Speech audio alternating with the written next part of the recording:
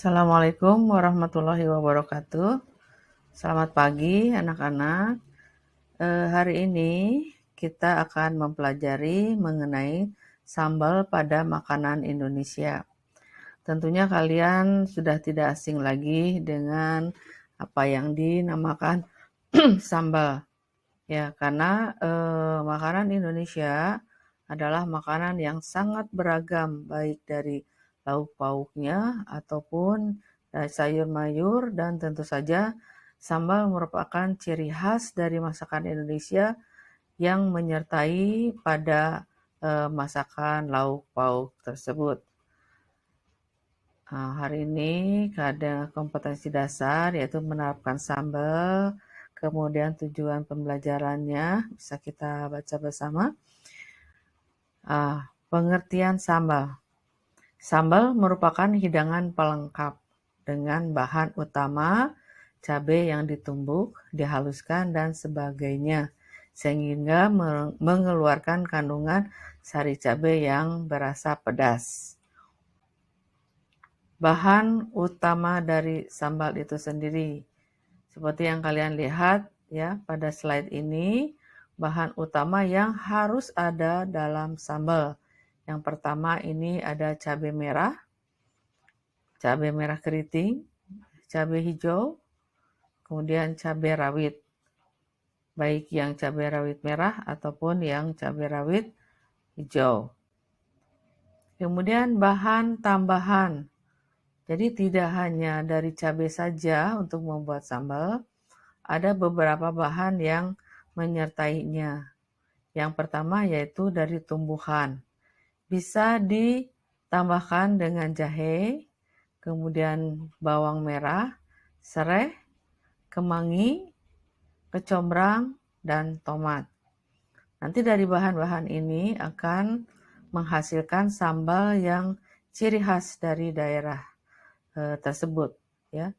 Kemudian dari hewani.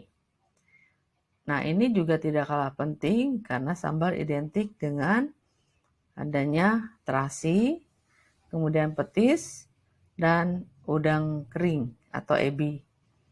Ya. Untuk olahan yang lain, yaitu olahan kedelai, ya ini sambal bisa ditambahkan dengan kecap, oncom, ya, kemudian kacang dan tempe. Bahan olahan lainnya ini bisa tempoyak, yaitu durian yang dimatangkan, yang busukkan ya. Kemudian kursip itu semacam tauco, kemudian lemea ya, kemudian bekasang itu dari ikan ya. Kemudian bahan perasa, tentu saja sambal itu harus ada rasanya ya. Itu biasanya digunakan bahan perasa bisa dari gula merah ya, kemudian gula pasir juga, kemudian dari merica, garam, dan bisa ditambahkan sedikit penyedap. Peralatan pembuatan sambal. Ada yang secara tradisional, adapun alat yang menggunakan cara modern. Secara tradisional yaitu bisa kalian lihat, ini cobek ya, kemudian ulekannya, tumpang ya, dan ini tradisional ini bentuknya menyesuaikan daerah masing-masing.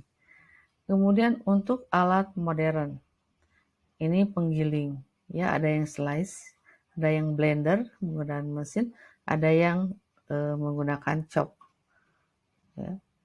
Kemudian klasifikasi sambal.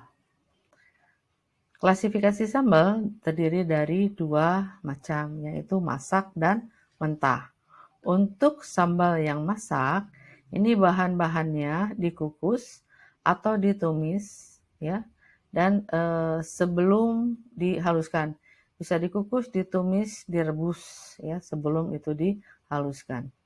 Kemudian bahan yang kedua, bahan-bahan yang dihaluskan dahulu sebelum ditumis atau direbus ya. Jadi ada bahan segar yang dihaluskan baru itu ditumis biasanya atau direbus. Kalau yang di atas dikukus dulu atau ditumis dulu bahan utuhnya, bahan segarnya baru dihaluskan. Nah, kemudian klasifikasi mentah, yaitu semua bahan-bahan sambal dipotong-potong, ya. Kemudian yang kedua, bahan dasar dihaluskan, tambahkan bahan tambahan, kemudian dipotong-potong. Yang ketiga, bahan dasar dan bahan tambahan dihaluskan secara bersama-sama. Nah, semuanya dalam keadaan mentah, tanpa pengolahan, tanpa diolah terlebih dahulu. Nah, jenis-jenis sambal yang kita ketahui atau yang populer yaitu sambal rebus, ya, kemudian sambal bajak, sambal terasi, ya, sambal mentah, kemudian cabai sambal hijau, ya, kemudian sambal roa, kemudian sambal bawang. Nah, ini yang sangat bisa digunakan sehari-hari. Kemudian persiapan pembuatan sambal. Tentunya persiapan ini yang paling utama. Persiapan mulai dari bumbu, mulai dari bahan segar. Kemudian persiapan alat yang akan digunakan, ya. Cara membuat sambal. Sambal masak, bahan-bahan direbus, ya, atau ditumis lalu dihaluskan. Kemudian bahan dihaluskan dulu, kemudian baru ditumis atau direbus. Sambal mata tadi bahan semua segar, bisa dipotong-potong, bisa juga dihaluskan. Nah, cara penyajian sambal. Sambal tidak berdiri sendiri. Sambal menyertai sajian yang lain, seperti yang kita lihat di sini. Ini sebagai pelengkap hidangan. Ada soto, kemudian tambahkan sambal, ya. Ada lalap, sambal, ada ikan goreng atau ikan bakar pakai sambal, ada teri dan lain sebagainya. Kecuali sambal lado itu bisa ditambahkan dengan bahan yang lainnya seperti telur, ikan, ya, daging dan lain sebagainya. Kemudian cara penyimpanan sambal. Gunakan bahan-bahan yang benar-benar segar, ya.